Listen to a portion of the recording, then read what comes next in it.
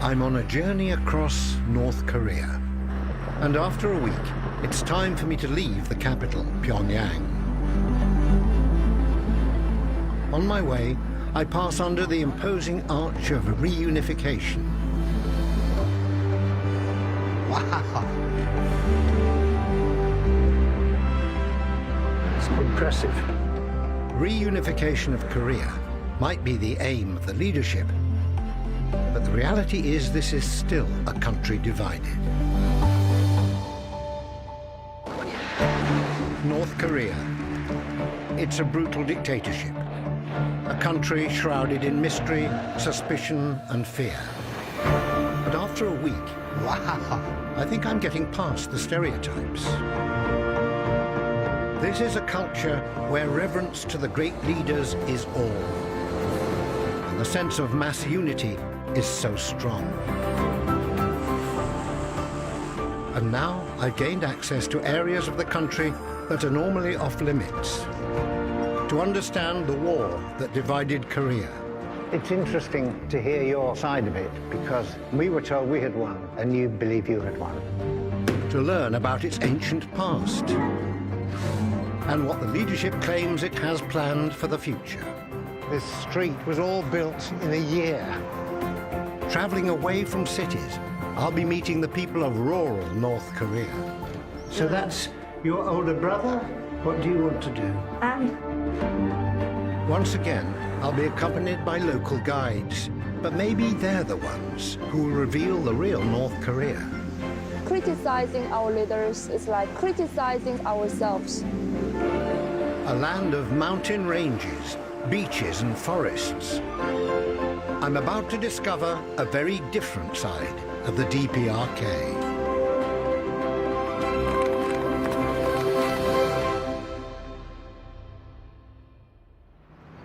Opened in 2001, the 30-meter-tall Arch of Reunification represents the great leader Kim Il-sung's dream of reunifying North and South Korea. It's also the starting point of the road that will take me directly to the border. And so far, traffic doesn't seem to be a problem. This is the Reunification Highway, which runs about 100 miles from Pyongyang to the demilitarized zone. Well, I suppose sadly, because reunification hasn't happened yet, this road is almost empty. There's hardly a single vehicle on a 6-lane highway. Miles of empty road. I'm heading 100 miles south to the DMZ, the demilitarized zone, the 2.5-mile wide border that splits the Korean peninsula in two. With me are my two guides, Chun Chol and So Yan. After 3 hours, we arrive at the Joint Security Area, the one place on the DMZ where you can cross from one side of Korea to the other. Looking after me is the rather intimidating Senior Lieutenant Hwang Yong-jin. 이 지도에서 고문색으로 표시한 좌로는 군사분계선입니다. 이 군사분계선의 총 연장 길이는 257km입니다. 당신의 신변 보장을 위해서 여기서부터 무장한 우리 군인들이 함께 동행하게 됩니다. The demilitarized zone was created as a result of the Korean War in the 1950s. Like most people in the West, I learnt that the war started when North Korea invaded South Korea, who were then defended by the UN and America. But the senior lieutenant sees it rather differently. 1950년 6월 25일 우리나라에 대한 침략 전쟁을 일으켰던 미국은 전쟁 1년 동안에 심대한 군사적 타격을 받게 되었습니다.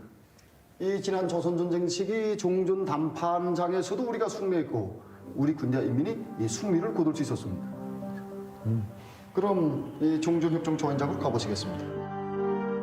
But really, nobody won the Korean War. There's just been a ceasefire for over 60 years. It's interesting to hear your side of it, because I was 10 years old when the armistice ended the conflict in 1953, And we were told we had won. And you believe you had won. So there we are. 예, 선생한테 한 가지 물음을 제기하겠습니다. 이 한 마리의 토끼가 살찐 숙량이 무리들과 싸워서 자기 집을 지켜냈다면 누가 승리했다고 생각됩니까? Well, I would say there are wolves on both sides. So it's a, neither side won. Our minders are not particularly happy with me questioning who won the war. So we walk on to what is probably the most militarily and politically sensitive area in the whole of the Korean peninsula. These blue UN conference rooms are the only place you can walk between North and South Korea. The borders marked by the raised concrete line in the middle of the huts. 현재 문이 열려져 있는 저 건물이 지난 시기 우리와 미국 사이의 군사 종전연의 회의를 진행한 것입니다. I've been here once before, from the other side, in 1996. 22 years ago, while filming in South Korea, I stood on the other side of the border as part of a tour group. Escorted by American soldiers, North Korea seemed an impenetrable land, but I've always wanted to see it for myself. If you wish to make a crossing into North Korea, please do so at that end of the table. North Korea. And more than 2 decades on, here I am, this time crossing from north to south. The atmosphere is still tense.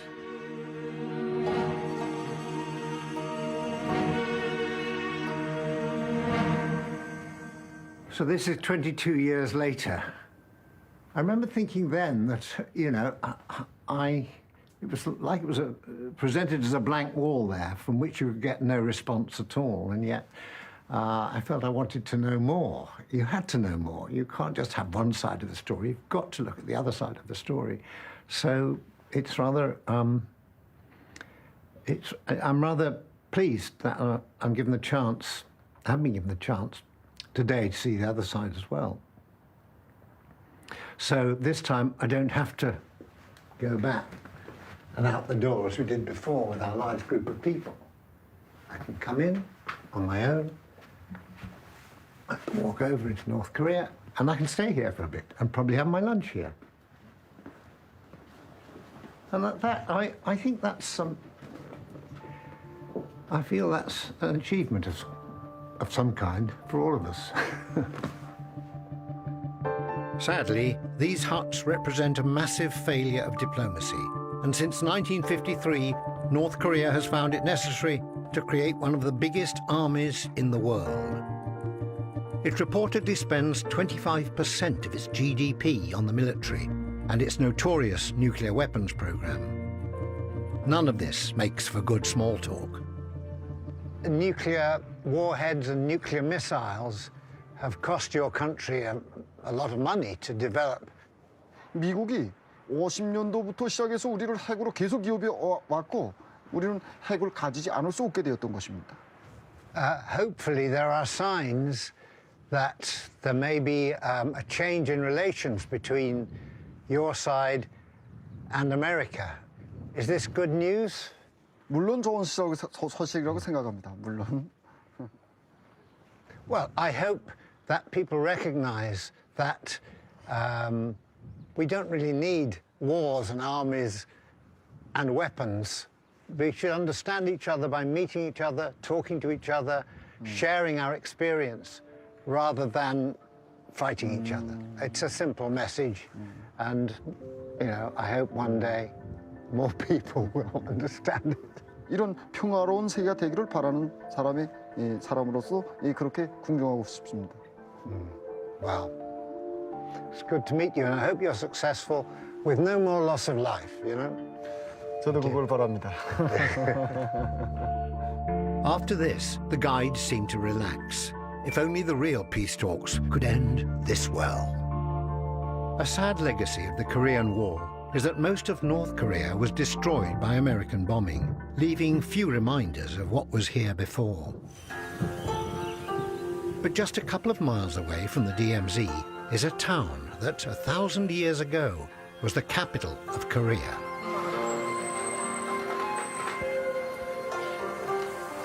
This is Kaesong. During the Korean War, it was part of South Korea, so was spared bombardment.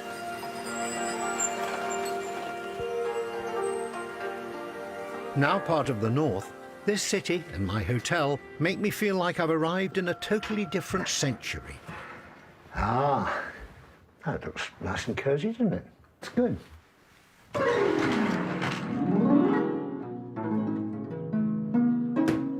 The buildings in the hotel are over 100 years old, and as night falls, the guides and I are entertained by a night of Korean traditions. They are now bashing the boiled rice, so make Yeah. it more sticky. Ah, this is an old tradition, is it? Yes. Go on, show me how you show it. It's actually an unusual opportunity for us to feel do your this. muscles. Yeah, you're in good form. You're in good shape. I can Still young, be get careful. stronger. Sure, you're fantastic. There's more on your mallet than there is on the... Wow. Just see how heavy it is. Oh, yeah, you have to do it with this hand, okay. Oh. Oh, I think that's... Actually, I've got a doctor's note. Bad shoulder. Yes. Oh, take a bite. I took great efforts to bash this. Great. This, yes, actually, it's still got the marks of your marathon this time too.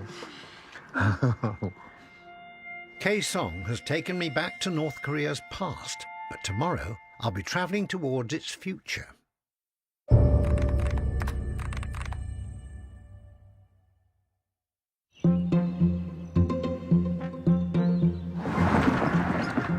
The next morning, it's time to leave North Korea's history behind us. We're driving 300 miles to the beach town of Wonsan, a place which could play a large role in the DPRK of tomorrow. But the roads are getting worse. Just about sort of halfway now.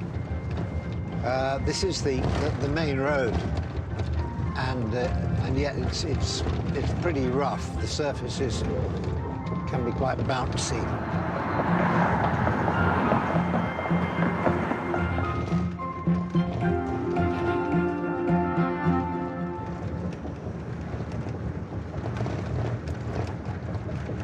I have this slightly...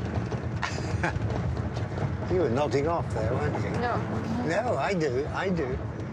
I'm surprised you can sleep on the road like this. Winding through the mountains with the sea at the end of it. It's quite an adventure. I associate the sea with holidays. Do you have summer holidays here as well? Do you have holidays when you go away with your families? We working people have 15 days vacation, and we can choose any day. So now I usually go to the sea beach with my friends. Do you go with your family, and maybe like your mother and father, or? Yeah, I got married last year in February, so... Oh, there she is. That's his wife. He can't get away. After a fairly tortuous 4 hours, we arrive in the coastal town of Wonsan, a city at the center of Kim Jong-un's plans to transform the North Korean economy. Palin. Mr. Palin? Thank you.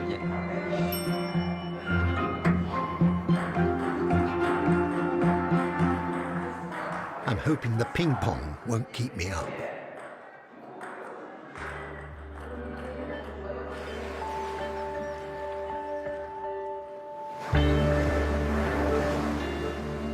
North Korea might be a country that has closed itself from the outside world, but paradoxically, it's also trying to restyle itself as an international beach destination. A few miles away from my hotel, Kim Jong-un has ambitious plans to turn Wonsan into the Costa del Korea.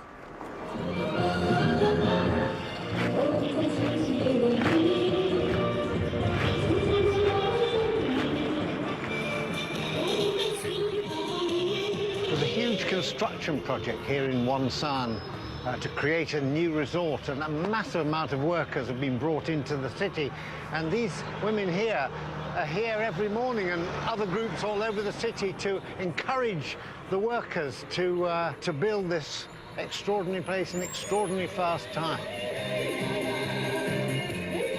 I can't see it happening for HS2, but maybe they'll learn a thing or two. Holidays to North Korea might sound unlikely, but it's already a popular destination for the Chinese, and international tourism is seen as a potential future growth area. This huge development of luxury beach hotels, conference centres and golf courses should be completed by the end of 2019. Book now to avoid disappointment. And visitors won't have to endure a 4-hour drive to get here, because they've already built an international airport. It's all ready to go. There's even the first advert I've seen here. But there's a distinct lack of passengers or planes. But what makes this Marie Celeste of airports even more bizarre is that all the shops and bars are fully staffed, despite there being no customers. 안녕하세요. I suspect they're here for our benefit.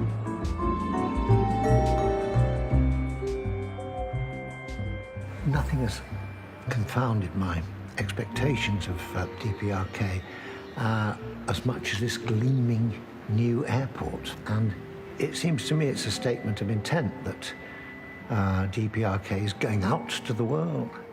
Come here. You know, in order to fill this place, they've got to have people from all over the world coming to the country. So it means that the country itself will have to be seen by the rest of the world as the benign and welcoming host, rather than an, possible bad boy.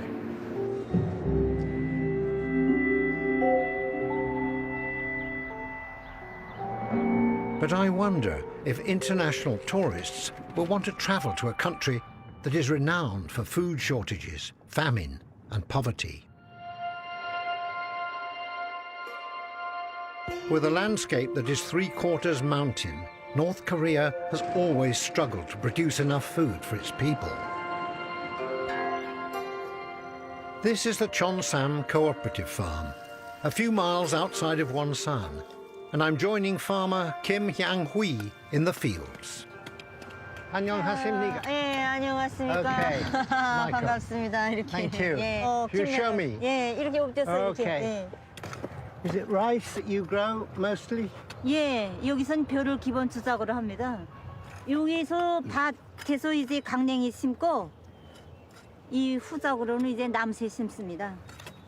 Due to a lack of machinery and fuel, most farm work is done by hand. 나보다 잘 못하지요, 뭐. No, there we are. Put it on top. Putting it on top, yes. How am I doing, all right? 우리 자체로도 다 합니다.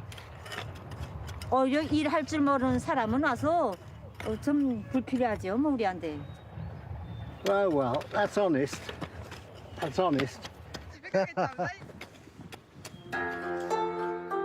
North Korea's food shortages hit their peak in the mid-1990s, thanks to a fatal combination of flooding and the end of food imports from the collapsing Soviet Union. Aid agencies estimate more than 1 million people starved to death, and it's something I've been warned not to bring up. We remember hearing in the West that you had very bad shortage of food in the 1990s. Are things much better now? 예, 지금 많이 났습니다. I'm starting to get used to North Koreans shutting down when I ask uncomfortable questions. Food supplies might be getting better, but malnutrition is widely reported, and though the government may not like to admit it, the country still requires tens of thousands of tons of food aid each year. Ah, this is your house. That's very nice. Very good. 네, 여기 이렇게 예, 텃밭에다 이렇게 배추랑 심어서 이제 김치랑 담가 먹고 이렇게 하는. Ah, is this your 예, son? 우리 아들입니다. Ah, 안녕 함순이. 영어로. 함순입니다. Nice to Very nice to meet you. Oh, very good. 예. English. Yeah. Ah, thank you. Thank 들어오십시오. you. 여기가 우리가 사는 방입니다. Very nice and comfortable. This is John my Ham family. John. Ah, My father, mother, oh, really? brother, sister, my. Yes, there they are. So that's your older brother? Yes. What do you want to do? Army? Oh, 이 사진은 제가 김정은 원수님으로부터 물고기 선물 받고 사진 찍은 겁니다. 아주 맛있었습니다. 지금도 계속 그 맛이 예, 살아납니다. yeah. Hyang Hui offers to make me some food, so I offer up my services as an English teacher. And what's that? Clock. Clock. Brilliant. And what's that? Hand. Hand. Put out your hand. Hand. There you are. Hand. Hand. Yeah, my hand, your hand. Hand. That's good. Yeah. And let's see. What's that? Tree. Hey, brilliant. That's great. Before I leave the farm, my host is very insistent I try some local food. Oh, this is your kimchi. 예, 김치. Ah, lovely. Yes, thank you. Under the watchful eye of the great leaders. Tell me what. 제가 담근 건데 한번 맛보십시오. 어떻습니까, 맛이? It's very good. 예. But it's very fiery. Very fiery. It's like eating fire. A lot of chili in here, I think. 맞습니다. 제가 제 손으로 만든 겁니다. Yeah. 그 김치 국물이랑 드십시오.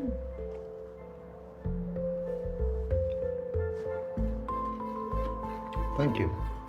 I've been charmed by this family home, but I can't help but think this generous hospitality is partly to give me the impression that food is in plentiful supply in the DPRK. It's been a busy day. So busy that it's easy to forget it's my 75th birthday. But the guides and my crew are not allowing me to forget.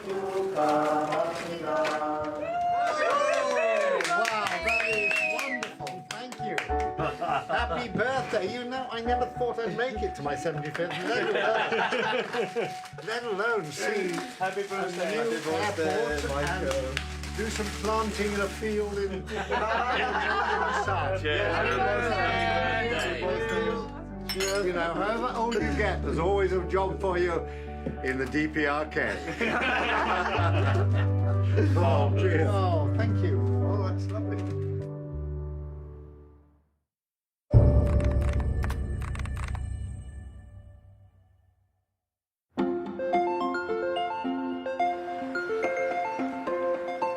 The next morning, it's time to leave Wonsan and head to a place that some say is the most beautiful in North Korea. We're on our way to Mount Kumgang, and the weather's sort of changed completely from yesterday. In fact, Korean weather's a bit like British weather. You get one day of sunshine, the next day of gloom and drizzle. But it's rather attractive along the coastline here. We're driving to the Mount Kumgang region. It's just 80 miles away, but with North Korean roads, it's another back-breaking 3-hour journey. So now we're suddenly into the mountains. I say fairly suddenly, they have, in the last few miles, climbed a lot. As we arrive in Mount Kumgang, the rain clears, allowing us to begin a hike up the Koryong waterfall. After 2 weeks, So Yang feels much more like a friend than an official guide. The colour of those boulders, they're so white compared to all this. It's beautiful. Yeah, the rocks are very unique. They are, aren't they? Do you like doing this? Hiking? Yes, Walk. yeah. I want to get some more fresh air and relax, and thinking of nothing else but the nature. It's good.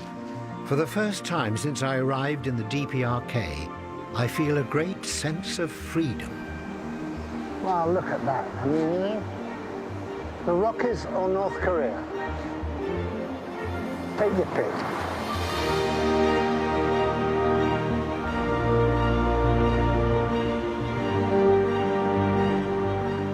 Kumgansan means Diamond Mountain. And even on this cloudy day, it is stunning.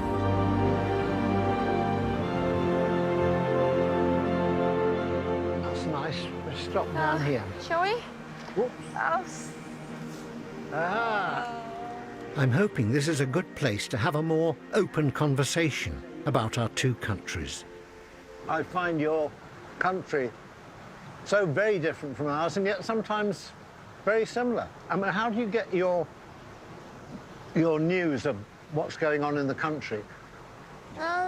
By mass media, you know, TVs and radios, and by newspapers as well. What do they tell you about Britain? How we live? Be honest, you can be honest. The British, yeah, we feel, Yeah, I mean, by appearance, you look so different, but, yeah, yeah. and I was thinking about, you know, our way of life, which is really based on freedom of speech and freedom of thought, and people can wear what they want and they can dress what they want and they can be as rude as they want about their leaders, you know. Presumably you think that's not a good thing. I mean, it's your freedom. It's your freedom. You can do what you want, and we have got our own, own style, and you have got your own style, and your citizens can do what they want, and yes, and your citizens can do what they want too? Yes. I mean, at home, one difference between, I suppose, your culture and ours is that we can be very rude about our leaders. And here I feel you just have a different way of looking at things. Because our leaders are very great, and the leaders are not individual. They represent the popular, represent us, the masses. So we cannot criticize ourselves, can we? Criticizing our leaders is offending. It's like offending, criticize ourselves too. What do you think? Well, I think of my leaders that sometimes they're good, sometimes they're bad, and I think they make some wrong decisions and occasionally some right decisions, and you know that's the way they are. Your leaders, if I may respectfully say, are very different, and I absolutely respect the respect that you have for your feelings. leaders. Yeah, absolutely. Our feelings on the I respect. wouldn't want to change your feelings at all. But it's just been nice to talk about them, really. Yes. I wouldn't want to change your feelings. No, that's what you feel, and you're an intelligent person. And that's why we are so different from you. If you find... Yeah, but you and I are not that different. I mean, we can talk about things, and we have a similar intelligence about things, but that's good, too. So I absolutely respect the respect you have for them and the way you feel about them. Okay? Yeah, I really do. I know these conversations are not easy for Soo-Yang, but what it has shown me is how every North Korean ties their identity to that of the great leaders. Although I've had many discussions, and Soo-Yang, my guide, is very chatty and she's very funny, and we've had quite uninhibited discussions, but oh, it's so difficult whenever you get on to any subject concerning the leadership. I mean, they just stop. I think it's just a very, very difficult thing for them to talk about, because you don't talk about the leaders. As soon as you talk about them, you demean them in some way. I think that's what it is. And I'm finding that quite tricky. But having said all that, we have been able to film every day. We've picked up a lot of material. And I'm a great believer that sometimes just seeing the way people look, the way people talk, the way they eat, just little glimpses of that, and the way they cultivate the farms or whatever, gives you a real insight into what's happening in the country.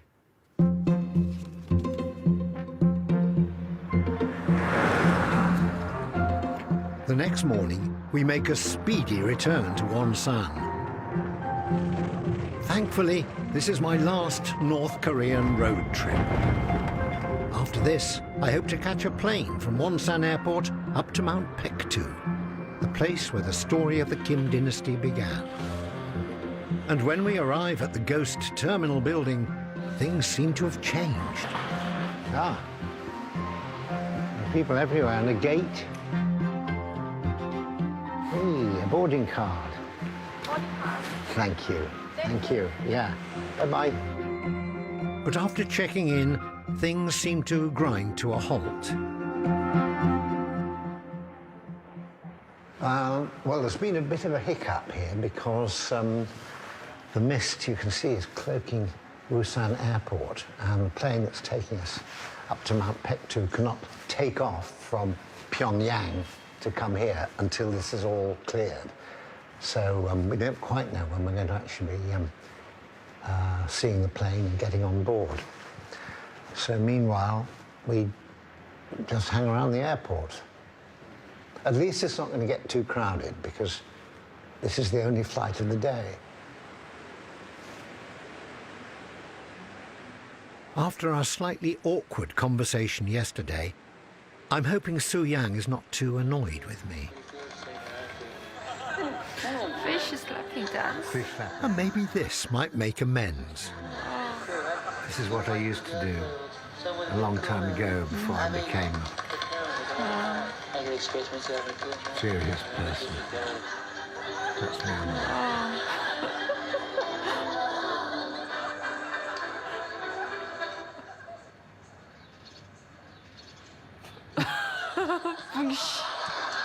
That's it.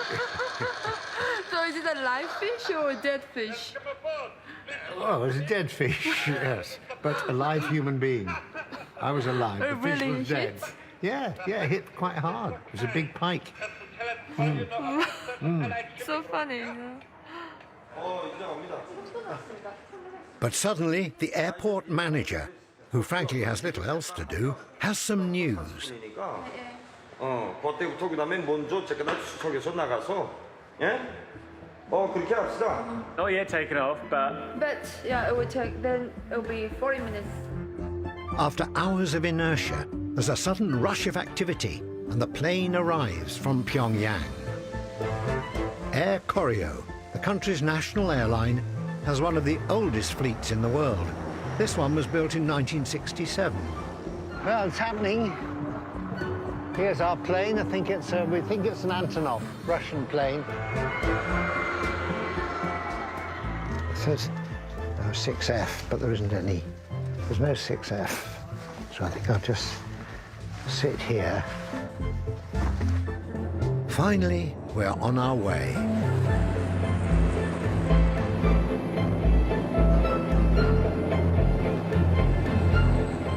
This 50-year-old plane is taking me 500 miles north to Mount Paektu, close to the border with China. It's very comfortable. I wouldn't say the seats are functional. That's what the wonderful thing about them. They've got all these nice surfaces, and it's carpet on the floor. And look at this sort of wallpaper, which is, you know, this is 1960s travel, not 21st century travel. You actually feel quite comfortable here in economy, flying to Mount Paektu on Koryo Airlines. After a while, the landscape below becomes increasingly mountainous.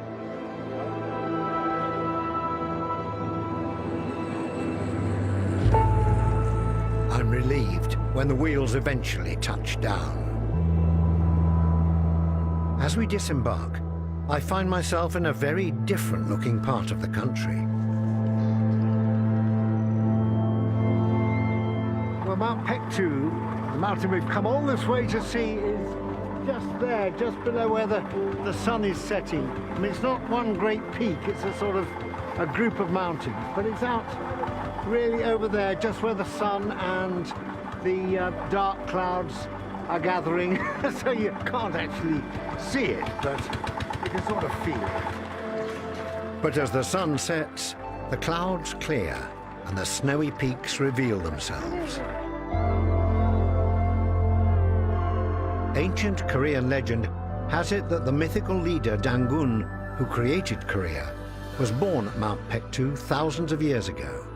But this area is also home to a slightly more recent legend.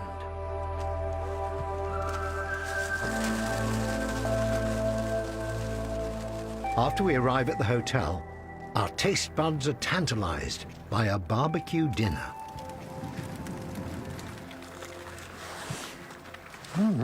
Oh, good. Well, basically a potato that's been toasted on the fire, so it's quite dark. You can see that. Well, you can't see that, and I can't see it. I could be eating a dead mouse, but you know, I'm told it's a potato. That's just well good. Thank you. It's hard to believe that these rustic surroundings gave birth to the ruling Kim dynasty.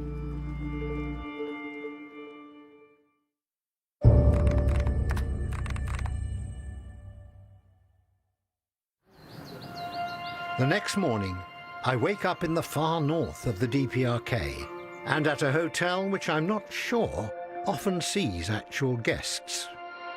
But those who make it this far are probably here to see Mount Pektu, a place where Kim Il-sung, the first leader of the DPRK, made a name for himself. And just a few miles away, there are the remains of the camp where he lived with his family. 우리 백두산 미령은 1986년도에 발굴되었습니다. I'm given a military guide to show me around the rebuilt camp. 우리 백두산 미령은 위대한 수령님께서 1930년대 후반기부터 저국이 해방될 때까지 혁명의 사령부를 두시고 우리 전반적 조선혁명을 용도하셨습니다.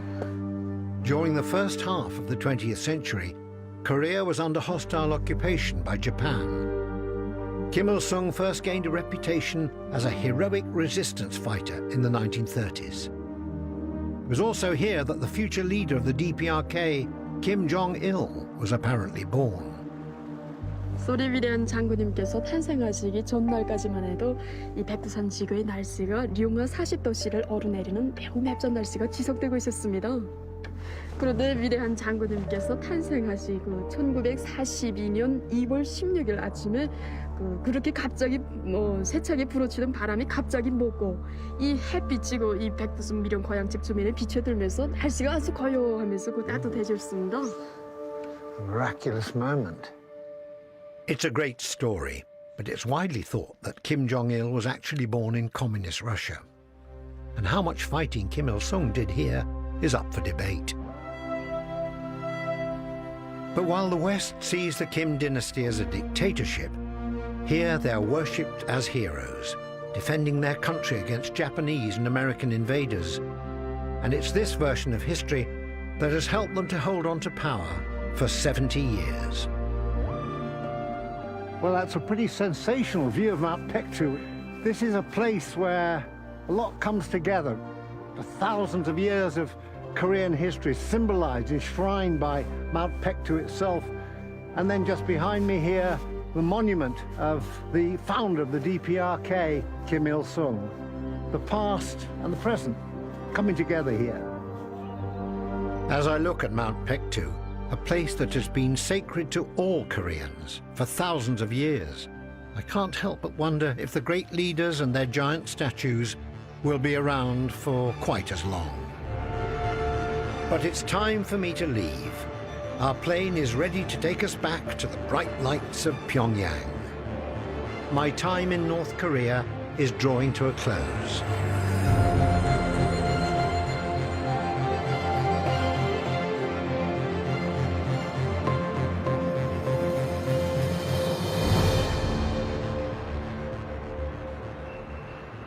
It's my last morning in Pyongyang.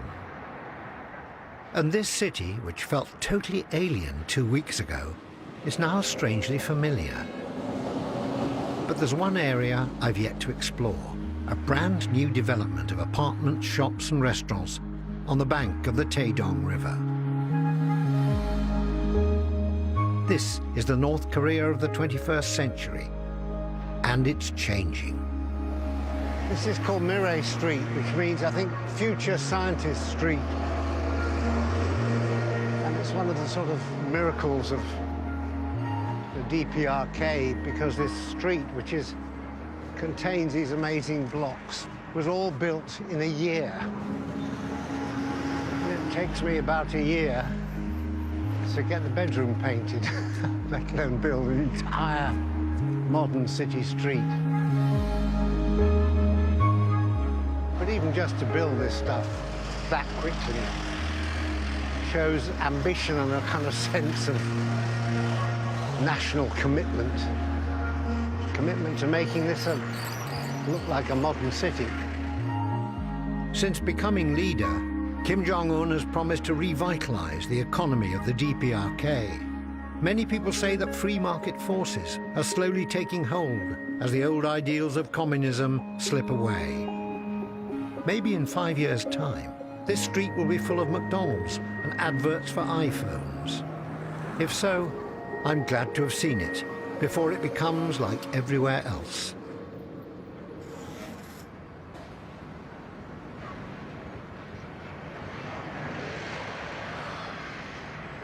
When I first looked out over Pyongyang, I can remember feeling very wary, apprehensive. It was all very unfamiliar and slightly threatening. Now, 2 weeks later, I must say I feel much more relaxed. I feel almost part of the city. I feel I know it much more, and I certainly feel less threatened. I mean, I know that the ideology here permeates every single aspect of life, and I know that we've not seen everything, and yet what I have seen feels, well, it doesn't feel grim, it doesn't feel brutal, as some would have us think. It's actually, I would say, not an unhappy place. But it feels to me this country is at a crossroads. On the one hand, it wants to open up to the wider world, to expand culturally and economically. But on the other, the system here seems intent on keeping the population under the type of authoritarian rule that can only persist in a closed and repressive society. At some point in the near future, I feel the DPRK will have to decide which way it wants to go. Thank you for everything. Yes, yes, I'm sure you'll be a film star. And you have been My brilliant. lovely companion, yeah. Wish you all the best. Oh, well, thank you for looking after Same me. to you, I Nick. made the old man very happy. Anyway, lovely. Hope to see you again. See you. Come to London. We will. I would love to show the guides my world, to see what they would make of it all. For now, that's not possible. But events are moving fast, and I hope positive change is coming to the people of North Korea.